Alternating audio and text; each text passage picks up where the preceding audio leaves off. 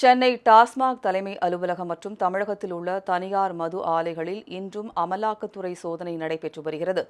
சென்னை மற்றும் கரூரில் உள்ள அமைச்சர் செந்தில் பாலாஜியின் நண்பர்கள் வீடுகளில் அமலாக்கத்துறை நேற்று ஆய்வில் ஈடுபட்டது. அதேபோல சென்னையில் உள்ள டாஸ்மாக் அலுவலகம் மற்றும் திமுக நாடாளுமன்ற உறுப்பினர் ஜெகத் ரட்சகன் நிறுவன அலுவலகம் ஆகிய இடங்களிலும் ஆய்வு நடைபெற்றது. இந்நிலையில் இரண்டாவது நாளாக இன்றும் சில இடங்களில் ஆய்வு நீடிக்கிறது.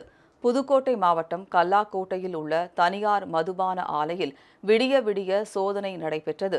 இதில் டாஸ்மாக் கடைகளுக்கு மதுப்புட்டிகள் அனுப்பப்பட்டது குறித்த ஆவணங்கள் பறிமுதல் செய்யப்பட்டு ஆய்வு செய்யப்படுகிறது. மது ஆலையில் இருந்து டாஸ்மாக் நிறுவனத்திற்கு 80 விழுக்காடு மதுப்புட்டிகள் அனுப்பப்பட்டால் அதில் 20 விழுக்காடு கணக்கு காட்டப்படாமல் டாஸ்மாக் முத்திரையோடு தனியாருக்கு அனுப்பப்பட்டிருப்பது கண்டுபிடிக்கப்பட்டுள்ளது. இதனால் ஆலைக்குள் ஊர்திகளோ வெளிநபர்களோ அனுமதிக்கப்படவில்லை. தயாரிக்கப்பட்ட மதுப்புட்டிகளை ஏற்றி செல்லவும் அனுமதி அளிக்கப்படவில்லை. நடுவன் பாதுகாப்பு படை வீரர்கள் பாதுகாப்புடன் அமலாக்கத்துறை அதிகாரிகள் ஆய்வு நடத்தி வருகின்றனர். இதேபோல கோவையில் உள்ள சிவாஸ் மதுபான ஆலையிலும் அமலாக்கத்துறை சோதனை நடைபெற்று வருகிறது. இந்த ஆலையில் இருந்து வெளி மாநிலங்களுக்கும் வெளிநாடுகளுக்குமே அதிக அளவில் மதுப்புட்டிகள் அனுப்பப்படுகின்றன.